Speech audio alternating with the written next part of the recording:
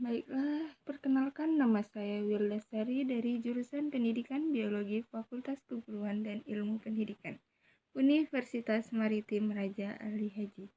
Nah, di sini saya akan menjelaskan materi mengenai struktur dan fungsi dari sitoskeleton.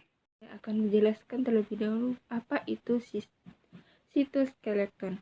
Nah, sitoskeleton adalah khas untuk sel eukariot, merupakan struktur tiga dinamik yang mengisi sitoplasma. Struktur ini berfungsi sebagai otot dan rangka untuk pergerakan dan stabilitas. Sitoskeleton adalah jaring serat yang mengorganisasi struktur dan aktivitas dalam sel. Sitoskeleton tersusun dari tiga tipe struktur molekuler, yaitu mikrotubulus, mikrofilamen, dan filamen intermediate. Selanjutnya itu ada peran sitoskeleton. Ada tiga, yaitu sebagai penyokong, molilitas, dan regulasi aktivitas biokimia atau aktivitas sel.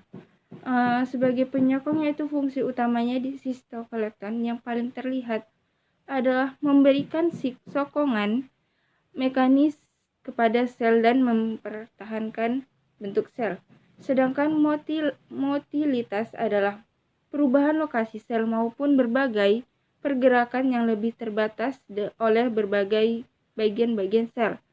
Lalu yang ketiga, regulasi aktivitas biokimia adalah gaya yang dikeluarkan oleh molekul ekstrakurikuler melalui protein permukaan sel, tampaknya diteruskan ke dalam sel oleh unsur-unsur sitoskeleton, dan gaya tersebut bahkan memungkinkan mencapai nukleus. Selanjutnya ada komponen-komponen sitoskeleton. Serat penyusun sitoskeleton terdiri dari tiga tipe utama, yaitu mikrotubulus, mikrofilamen, dan filamen intermediate. Mikrotubulus merupakan serat yang paling tebal di antara ketiga tipe serat.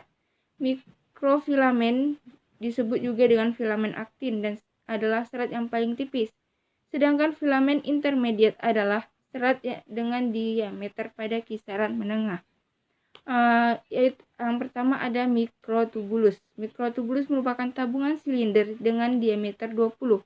Mikrotubulus berfungsi alat untuk organel dan fisikal untuk bergerak. Mikrotubulus juga membentuk fiber spindle atau benang-benang fiber untuk memisahkan kromosom selama mitosis. Selanjutnya, mikrotubulus merupakan komponen sitoskeleton yang berperan sebagai sentrosom dan sentrol. Pada sel hewan, mikrotubulus keluar dari sentrosom. Sentrosom yaitu wilayah yang sering terletak di dekat nukleus dan dianggap sebagai pusat pengorganisasi mikrotubulus. Yang kedua ada silia dan flagel, yaitu denyut flagel dan silia disebabkan oleh susunan mikrotubulus yang dispesialisasi. Sedangkan silia dan flagel sering ditemukan di eukariotik uniseluler seperti ciliata dan flagellata. Yang kedua itu ada mikrofilamen, adalah batang pada berdiameter sekitar 7 nanometer. Mikrofilamen sangat kecil, protein berdiameter 3-6 nanometer. Dapat digunakan untuk pergerakan sel seperti pergerakan halus, kontraksi, dan sitokinesis.